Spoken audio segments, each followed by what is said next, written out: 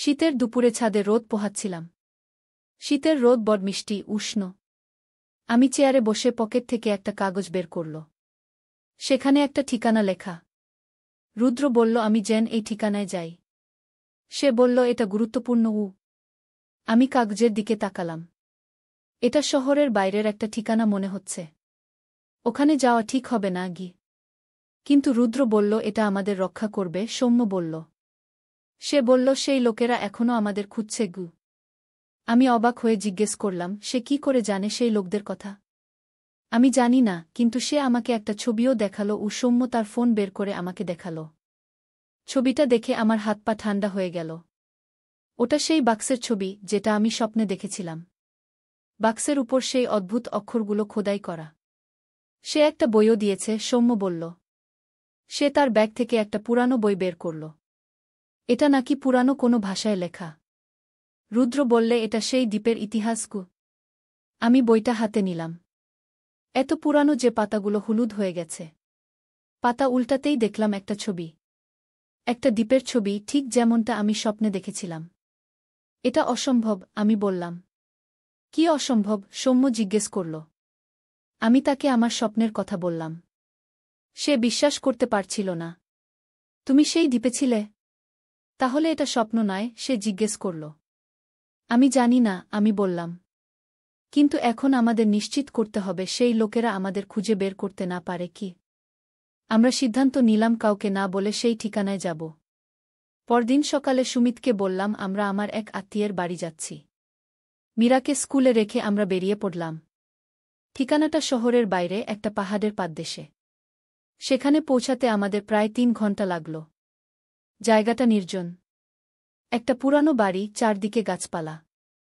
এটা মনে হয় প্রায় পরিত্যক্ত, সৌম্য বলল। আমরা গাড়ি থেকে নেমে বাড়ির দিকে এগোলাম। বাড়ির দরজায় কড়া নাড়তেই একজন বৃদ্ধ দরজা খুললেন। আমি চমকে উঠলাম। এ তো সেই বৃদ্ধ যাকে আমি স্বপ্নে দেখেছিলাম। এসো, তিনি বললেন। আমি তোমাদের অপেক্ষা করছিলাম গে। আমরা বাড়ির ভেতরে ঢুকলাম। বাড়ির ভেতরটা অদ্ভুত। দেয়ালে অনেক পুরানো ছবি, পুরানো বই আর জিনিসপত্র। আমার নাম শোভন, বৃদ্ধ নিজের পরিচয় দিলেন। আমি জানি তোমরা কেন এসেছ। আপনি কি করে জানেন? আমি জিজ্ঞেস করলাম। কারণ আমি সেই দ্বীপের মন্দিরের রক্ষক, তিনি বললেন। আমি এবার পুরোপুরি অবাক। কিন্তু সেটা তো আমার স্বপ্ন ছিল। না, স্বপ্ন নয়, তিনি বললেন। তুমি সত্যিই সেখানে গিয়েছিলে। সেই পাথরের শক্তি তোমাকে সেখানে নিয়ে গিয়েছিল গু। কিন্তু আপনি এখানে কিভাবে? সৌম্য জিজ্ঞেস করল। যারা মন্দিরের রক্ষক, তারা 2 জগতেই যেতে পারে, শোভন বললেন। তোমরা বিপদে আছো। যারা পাথর চুরি করতে চেয়েছিল, তারা তোমাদের খুঁজে বের করেছে গিউ। কিভাবে? আমি ভয় পেয়ে জিজ্ঞেস করলাম। পাথরের শক্তি ধীরে ধীরে তোমাদের শরীরে ছড়িয়ে পড়ছে। তোমরা অদৃশ্য এক শক্তি ছড়াচ্ছ, যা তারা অনুভব করতে পারে গু। আমরা কি করব? সৌম্য জিজ্ঞেস করল। তোমাদের আবার সেই দ্বীপে যেতে হবে, শোভন বললেন। এবার দুজনকেই। কিন্তু কিভাবে? আমি জিজ্ঞেস করলাম। শোভন একটা বাক্স বের করলেন। এই বাক্সে আরেকটা পাথর আছে। এটা তোমাদের সেখানে নিয়ে যাবে গু। বাক্স খুলে তিনি আমাদের একটা লাল পাথর দেখালেন। তোমাদের দুজনকে এটা একসঙ্গে ধরতে হবে, তাহলেই যেতে পারবে গু। আমার বুক ধড়ফড় করছিল। কিন্তু আমরা কতক্ষণ সেখানে থাকব? আমাদের পরিবার চিন্তা করবে গু।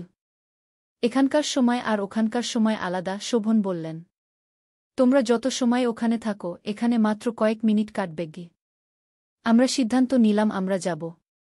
শোভন আমাদের বললেন, ওখানে গিয়ে তোমাদের মন্দিরে যেতে হবে। সেখানে একটা পুরানো কূপ আছে। কূপের পানি তোমাদের শরীর থেকে পাথরের শক্তি ধুয়ে ফেলবে। তারপর তোমরা নিরাপদ হবে গু। আমরা দুজনে লাল পাথরটা ধরলাম। হঠাৎ চারদিকে ঘুরপাক খেতে লাগল। আমার চোখ বন্ধ হয়ে গেল। যখন চোখ খুললাম, আমরা সেই দ্বীপে ছিলাম। নীল আকাশ, নীল সমুদ্র, ছোট্ট দ্বীপ। এটা সত্যি? সৌম্য অবাক হয়ে বলল। আমরা সত্যিই অন্য জগতে। আমরা মন্দিরের দিকে হাঁটতে শুরু করলাম। পথে অনেক অদ্ভুত গাছপালা, অদ্ভুত পাখি দেখলাম। এগুলো আমাদের পৃথিবীতে নেই। মন্দিরে পৌঁছে আমরা দেখলাম কোথাও কেউ নেই। মন্দিরটা ফাঁকা। কূপটা কোথায়? সৌম্য জিজ্ঞেস করল। আমরা মন্দিরের ভেতরে খুঁজতে লাগলাম। সেই বড়হোল ঘরের পিছনে আমরা একটা ছোট্ট দরজা দেখতে পেলাম। দরজা খুলে আমরা দেখলাম সেখানে একটা পাথরের কূপ। এটাই হবে, আমি বললাম। হঠাৎ আমরা পিছন থেকে শব্দ শুনলাম। কেউ আসছে।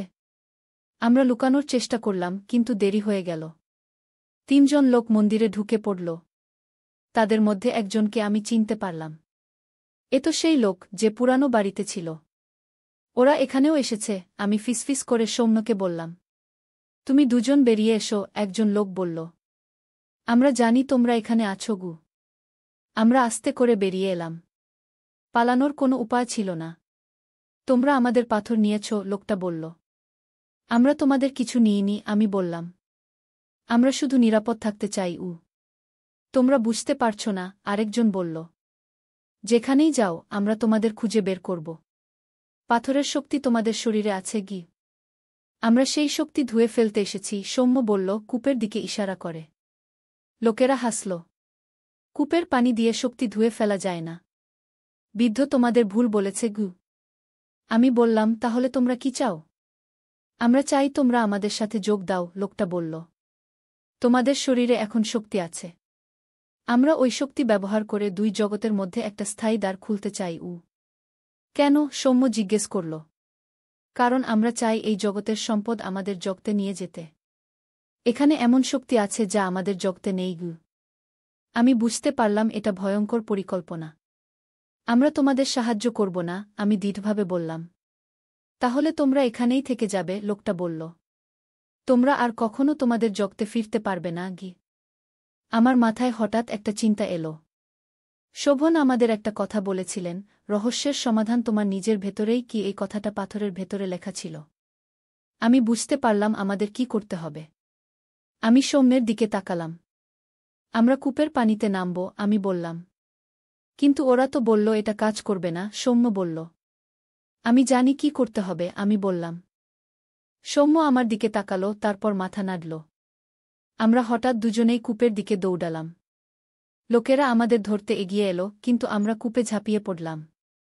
পানিতে ডুবে যাওয়ার সময় আমি সৌম্যের হাত ধরলাম আর মনে মনে বললাম, আমরা ফিরে যেতে চাই।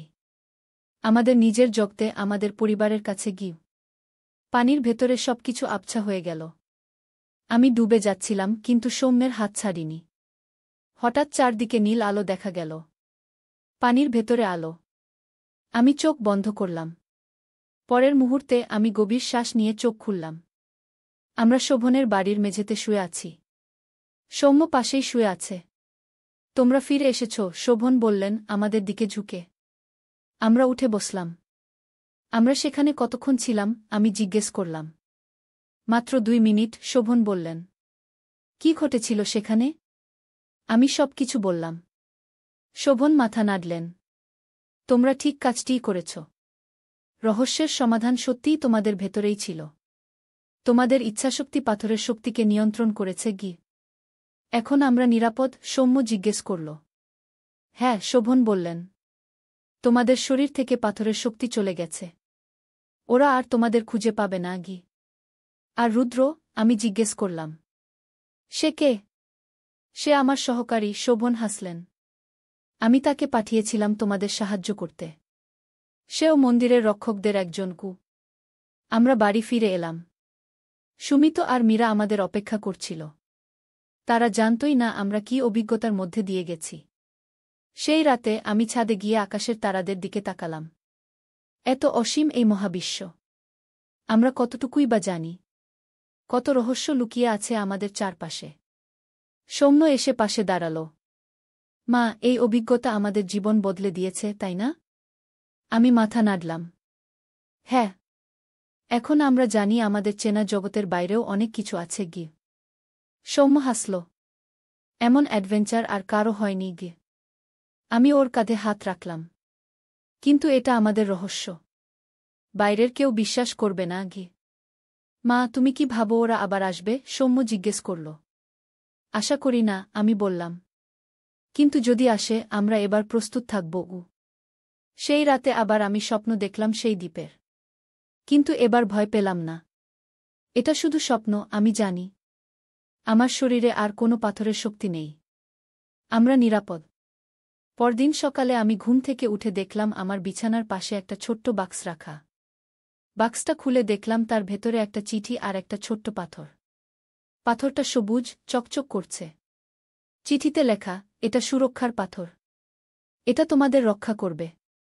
শোভন। আমি পাথরটা হাতে নিলাম। এটা উষ্ণ লাগল। আমার মনে হলো এই পাথর দিয়ে শোভন আমাদের দেখতে পারেন। আমি জানালার দিকে তাকালাম, আকাশের দিকে। কোথায় সেই অন্য জগৎ? কোন দূরত্বে? আমি পাথরটা একটা ছোট্ট বাক্সে রেখে আমার আলমারিতে লুকিয়ে রাখলাম। এটা আমাদের পরিবারের রহস্য, আমাদের অভিজ্ঞতা। একদিন হয়তো মীরাকেও এই গল্প বলবো, কিন্তু এখন নয়। সে এখনও ছোট, বোঝার মতো নয়। এভাবেই আমাদের জীবন ফিরে গেল স্বাভাবিক ছন্দে। স্কুল, কলেজ, অফিস, সংসার। কিন্তু আমি আর সৌম্য কখনোই ভুলব না সেই রহস্যময় দ্বীপ আর তার অভিশাপের কথা, যেখানে আমরা মুখোমুখি হয়েছিলাম অন্য এক জগতের সাথে।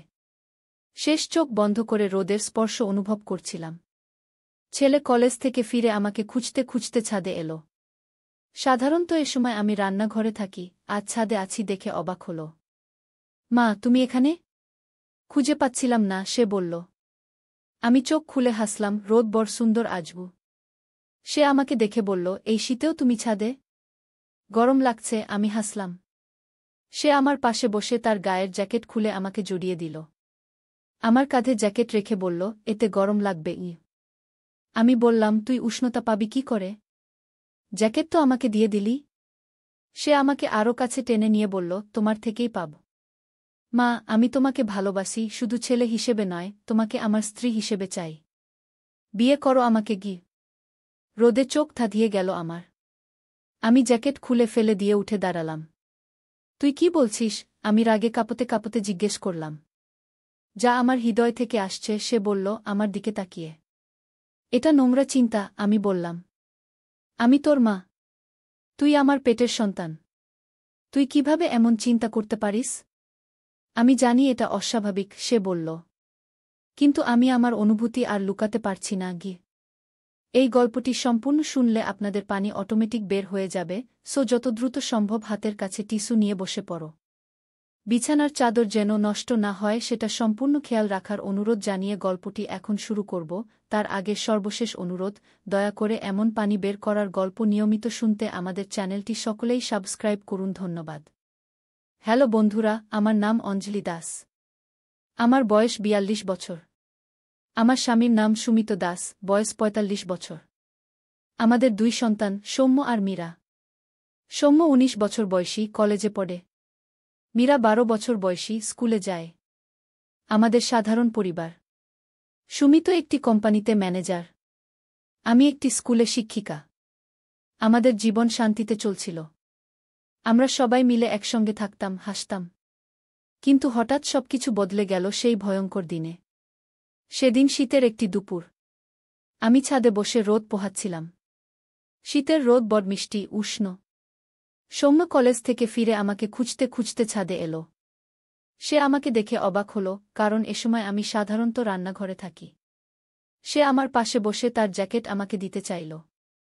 আমি ওকে বললাম, তাহলে তোর ঠান্ডা লাগবে। সে হাসল, তোমার থেকেই উষ্ণতা পাবো। আমি ভাবছিলাম ও আমাকে কিছু বলতে চায়। কিছুক্ষণ চুপ থাকার পর সে বলল, মা, আমাকে সাহায্য করতে হবে। কি হয়েছে? আমি জিজ্ঞেস করলাম। আমি বিপদে আছি। শুধু তুমিই আমাকে সাহায্য করতে পারো, সে বলল, তার চোখে ভয়। কি বিপদ? আমি চিন্তিত হয়ে জিজ্ঞেস করলাম। সে আস্তে করে বলল, আমি এমন কিছু দেখেছি যা আমার দেখা উচিত ছিল না। এখন তারা আমাকে খুঁজছে। আমি অবাক হয়ে জিজ্ঞেস করলাম, কারা খুঁজছে? কি দেখেছিস? সে চুপি চুপি বলল, কলেজের পিছনে একটা পুরানো বাড়ি আছে। সেখানে আমি গতকাল গেছিলাম বন্ধুদের সাথে। আমরা ভেবেছিলাম খালি বাড়ি, একটু ঘুরে দেখি। কিন্তু সেখানে কিছু লোক। সে থামল। কি করছিল তারা? আমি জিজ্ঞেস করলাম। তারা একটা অদ্ভুত পুরানো বাক্স খুলছিল। আমি লুকিয়ে দেখছিলাম। হঠাৎ বাক্স থেকে একটা আলো বেরিয়ে এলো, আর সব অন্ধকার হয়ে গেল। আমি ভয়ে পালিয়ে এলাম। কিন্তু আমার ফোন সেখানে পড়ে গেছে। তারা ফোন থেকে আমার ছবি দেখে আমাকে চিনে ফেলবে। আমি বিশ্বাস করছিলাম না। তুই সিনেমা বেশি দেখিস কি? না মা, এটা সত্যি। তারা আমাকে খুঁজছে। আমি ভয় পাচ্ছি গু। সে আমাকে ওর ফোনের লোকেশন দেখালো। লোকেশন দেখাচ্ছিল সেই পুরানো বাড়িতেই আছে ফোনটা। আমাদের ফোনটা আনতে হবে, আমি বললাম। নইলে বাবা জানতে পারবে। তিনি অযথা চিন্তা করবেন ঘ। আমরা দুজনে সেই পুরানো বাড়িতে যাওয়ার সিদ্ধান্ত নিলাম। সুমিত অফিসে ছিল, মীরা স্কুলে। কেউ জানত না আমরা কোথায় যাচ্ছি। আমরা যখন সেই বাড়ির কাছে পৌঁছালাম তখন সন্ধ্যা হয়ে আসছিল। বাড়িটা সত্যিই পুরানো, ভাঙাচোরা। চারদিকে ঘন গাছপালা। বাড়ির সামনে কোনো গাড়ি ছিল না। মনে হচ্ছিল কেউ নেই। সৌম্য বলল, তুমি বাইরে থাকো, আমি ভেতরে দেখি গু। না, আমি বললাম। আমরা দুজনে যাব উ। আমরা ধীরে ধীরে বাড়ির ভেতরে ঢুকলাম। চারদিকে ধুলো, জাল। বাড়িটা অনেকদিন পরিত্যক্ত বলে মনে হচ্ছিল। সৌম্য আমাকে সেই ঘরে নিয়ে গেল যেখানে তার ফোন পড়েছিল। ঘরটা অন্ধকার। সৌম্য তার ফোনের ফ্ল্যাশলাইট জ্বালাল। ঘরের মেঝেতে তার ফোন পড়েছিল। সে তাড়াতাড়ি ফোনটা তুলে নিল। দেখো, এখানে কেউ নেই। তুমি মিথ্যা বলছিলে, আমি জিজ্ঞেস করলাম। না মা, আমি মিথ্যা বলিনি। তারা এখানেই ছিল, সেই বাক্স নিয়ে গি। হঠাৎ আমরা একটা শব্দ শুনলাম। কেউ যেন দরজা খুলল। আমরা দুজনেই ভয়ে থমকে গেলাম। লুকাও, আমি ফিসফিস করে বললাম। আমরা একটা বড় আলমারির পিছনে লুকালাম। ঘরে কয়েকজন লোক ঢুকল। তাদের মধ্যে একজন বলল, সেই ছেলেটা এখানে এসেছিল। আমি জানি গু। আমাদের সেই বাক্সটা খুঁজে বের করতেই হবে, আরেকজন বলল। এটা অমূল্য। আমাদের সময় কম গু। তারা পুরো ঘর তন্ন তন্ন করে খুঁজতে লাগল। আমার বুক ধড়ফড় করছিল। সৌম্য আমার হাত শক্ত করে ধরেছিল। এখানে নেই, একজন বলল। চলো আমরা অন্য ঘরে দেখি গু। তারা ঘর ছেড়ে চলে গেল। আমরা কয়েক মিনিট অপেক্ষা করলাম, তারপর আস্তে করে বেরিয়ে এলাম। এখনও বিশ্বাস হচ্ছে না, সৌম্য ফিসফিস করে বলল। আমি মাথা নাড়লাম। চলো এখান থেকে পালাই উ। আমরা বাড়ি থেকে বেরোতে যাচ্ছি, হঠাৎ সৌম্য আমার হাত ধরে থামল। ওটা কি? সে ইশারা করল মেঝের দিকে। মেঝেতে একটা ছোট্ট জিনিস পড়েছিল, চকচক করছিল। সৌম্য সেটা তুলে নিল। একটা ছোট্ট পাথর, নীল রঙের, চকচক করছিল। এটা সেই বাক্স থেকে বেরিয়েছিল, সে বলল। ফেলে দে, আমি বললাম। আমরা এখান থেকে পালাই উ। কিন্তু সে পাথরটা পকেটে রেখে দিল। আমরা দ্রুত বাড়ি থেকে বেরিয়ে এলাম। কেউ আমাদের দেখেনি। বাড়ি ফিরে আমরা কাউকে কিছু বললাম না। রাতে খাওয়া দাওয়ার পর সবাই ঘুমাতে গেল। আমি ভাবছিলাম ঘটনাটা নিয়ে। এত রহস্যময় সব ঘটনা, বিশ্বাস করা কঠিন। মাঝরাতে হঠাৎ আমার ঘুম ভেঙে গেল। একটা অদ্ভুত আলো আমার চোখে পড়ল। সৌম্যের ঘর থেকে নীল আলো আসছিল। আমি আস্তে করে উঠে তার ঘরে গেলাম। দরজা ঠেলে ঢুকতেই আমি দেখলাম সেই পাথর থেকে নীল আলো বেরোচ্ছে। পাথরটা সৌম্যের টেবিলে রাখা ছিল। সৌম্য গভীর ঘুমে। আমি আস্তে করে গিয়ে পাথরটা দেখলাম। পাথরের ভেতর যেন কিছু নড়াচড়া করছে। আমি পাথরটা হাতে নিতেই একটা অদ্ভুত অনুভূতি হল। মনে হলো আমি ঘুরপাক খাচ্ছি। চোখের সামনে সবকিছু ঘুরতে লাগল। আমি পড়ে যাচ্ছিলাম, কিন্তু হঠাৎ সবকিছু থেমে গেল। আমি চোখ খুলে দেখলাম আমি একটা সম্পূর্ণ অচেনা জায়গায় আছি। চারদিকে সমুদ্র, আমি একটা ছোট্ট দ্বীপে দাঁড়িয়ে আছি। এটা কি করে সম্ভব? আমি নিজেকে জিজ্ঞেস করলাম। আমি কি স্বপ্ন দেখছি? দূরে সমুদ্রের মধ্যে কিছু দেখা যাচ্ছিল। আরও একটা দ্বীপ। সেখান থেকে আলো আসছিল। আমি চারদিকে তাকালাম। আমার কাছে একটা ছোট্ট নৌকা ছিল। আমি নৌকায় উঠে সেই আলোর দিকে যাওয়ার সিদ্ধান্ত নিলাম। এটা স্বপ্ন হলে স্বপ্নে যা ইচ্ছা তাই করা যায়। আর এটা বাস্তব হলে আমাকে এই রহস্য সমাধান করতেই হবে। নৌকা চালিয়ে আমি সেই দ্বীপে পৌঁছালাম। দ্বীপে নেমে দেখলাম এটা ছোট্ট একটা দ্বীপ। মাঝখানে একটা পুরানো মন্দির। মন্দিরের দরজা খোলা। ভেতর থেকে আলো আসছে। আমি ধীরে ধীরে মন্দিরে ঢুকলাম। ভেতরে একটা বড়হোল ঘর। মাঝখানে একটা বেদি। বেদির উপর সেই বাক্স। বাক্সটা খোলা, ভেতর থেকে নীল আলো বেরোচ্ছে। হঠাৎ পিছন থেকে একজন বলল, তুমি এসে গেছ। আমি চমকে উঠে পিছনে তাকালাম। একজন বৃদ্ধ দাঁড়িয়েছিলেন। আপনি কে? আমি জিজ্ঞেস করলাম। আমি এই মন্দিরের রক্ষক, তিনি বললেন। অনেক বছর ধরে আমি তোমার জন্য অপেক্ষা করছি গিয়ে। আমার জন্য? আমি তো আপনাকে চিনি না গি। কিন্তু পাথর তোমাকে চিনেছে। তুমি নির্বাচিত হয়েছ গু। আমি কিছু বুঝতে পারছিলাম না। কিসের জন্য নির্বাচিত? বৃদ্ধ আমাকে বেদির কাছে নিয়ে গেলেন। এই বাক্সে আছে দ্বীপের রহস্য। এই দ্বীপ আমাদের পৃথিবীতে নয়। এটা অন্য এক জগতের অংশ। এখানকার সময় অন্যরকম গে। আমি এখানে কেন? আমি জিজ্ঞেস করলাম। কারণ তোমার পরিবার বিপদে। তোমার ছেলে সেই পাথর নিয়েছে। যারা এই পাথর খুঁজছে তারা অতি ক্ষমতাশালী। তারা তোমাদের খুঁজে বের করবে গি। আমার বুক ধরফট করতে লাগল। আমরা কি করব? তোমাকে পাথরটি এখানে ফেরত দিতে হবে। তাহলেই তোমরা নিরাপদ থাকবে গি। কিন্তু পাথরটা তো সৌম্যের কাছে, আমি বললাম। না, পাথরটা এখন তোমার সাথে এসেছে, বৃদ্ধ বললেন। আমি আমার পকেটে হাত দিয়ে দেখলাম সত্যিই পাথরটা আমার সাথে এসেছে। আমি পাথরটা বের করে বৃদ্ধকে দিলাম। এটা বাক্সে রাখো, তিনি বললেন। আমি বাক্সের কাছে গেলাম। বাক্সটা সুন্দর, প্রাচীন কারুকাজ করা। আমি পাথরটা বাক্সে রাখতে যাচ্ছি, হঠাৎ পিছন থেকে শব্দ শুনলাম। থামো! আমি পিছনে তাকিয়ে দেখলাম সেই লোকেরা, যারা পুরানো বাড়িতে ছিল। তারা মন্দিরে ঢুকে পড়েছে।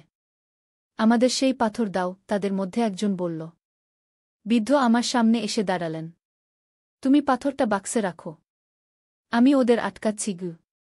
আমি দ্রুত পাথরটা বাক্সে রাখলাম। পাথর বাক্সে যেতেই একটা তীব্র আলো ছড়িয়ে পড়ল চারদিকে। আমার চোখ ধাঁধিয়ে গেল। মন্দির কাঁপতে শুরু করল। মনে হচ্ছিল পুরো দ্বীপ কাঁপছে। আমি পড়ে যাচ্ছিলাম, কিন্তু কেউ যেন আমাকে ধরে ফেলল। মা! মা! আমি চোখ খুললাম। আমি আমার বিছানায় শুয়ে আছি। সৌম্য আমাকে ডাকছে। তুমি চিৎকার করছিলে, সে বলল। স্বপ্ন দেখছিলে? আমি উঠে বসলাম। চারদিকে তাকালাম। আমি আমার ঘরে আছি। সবকিছু স্বাভাবিক। হ্যাঁ, স্বপ্ন দেখছিলাম, আমি বললাম। তুই কেন এসেছিস এত রাতে? আমি তোমাকে কিছু দেখাতে এসেছিলাম, সে বলল। তারপর পকেট থেকে সেই নীল পাথরটা বের করল। এটা ইউ? আমি অবাক হয়ে বললাম। হ্যাঁ, কিন্তু এটা আর আগের মতো নেই, সে বলল। দেখো, এর ভেতরে কিছু লেখা আছে গু। সে পাথরটা আমাকে দিল। আমি দেখলাম পাথরের ভেতরে কিছু অক্ষর খোদাই করা। লেখাটা একটু ধোয়াটে, কিন্তু পড়া যায়। এখানে লেখা আছে, রহস্যের সমাধান তোমার নিজের ভেতরেই। আমি পড়লাম। এর মানে কি? সৌম্য জিজ্ঞেস করল। আমি মাথা নাড়লাম। জানি না গি। পরদিন সকালে সুমিত নাস্তা করতে করতে বলল, আজ খবরে দেখলাম কলেজের পিছনের সেই পুরানো বাড়িটা গতরাতে ধসে পড়েছে গি। আমি আর সৌম্য একে অপরের দিকে তাকালাম। কিন্তু সেখানে কেউ ছিল না, তাই কোনো দুর্ঘটনা হয়নি, সুমিত আরও বলল। আমরা স্বস্তি পেলাম। পুরানো বাড়ি ধসে পড়ার মানে সেই লোকেরা আর সেখানে নেই। আমরা নিরাপদ। কিন্তু এই রহস্য এখানেই শেষ হল না। কয়েকদিন পর সৌম্য স্কুল থেকে ফিরে আমাকে বলল, মা, আমার ক্লাসে একটা নতুন ছেলে এসেছে। সে আমাকে অদ্ভুতভাবে দেখছিল গু। কেন? আমি জিজ্ঞেস করলাম। জানি না। কিন্তু সে আমার নাম জানত। আমাকে কখনো দেখেনি, তবুও আমার নাম জানত উ। আমার মনে খটকা লাগল। কি নাম ওর? রুদ্র, সৌম্য বলল। সে আমাকে বলল সে আমার সাথে কথা বলতে চায় উ। সাবধানে থাকিস, আমি বললাম। পরদিন সৌম্য কলেজ থেকে ফিরে এসে আমাকে বলল, মা, রুদ্র আমাকে একটা জিনিস দিয়েছে গু। সে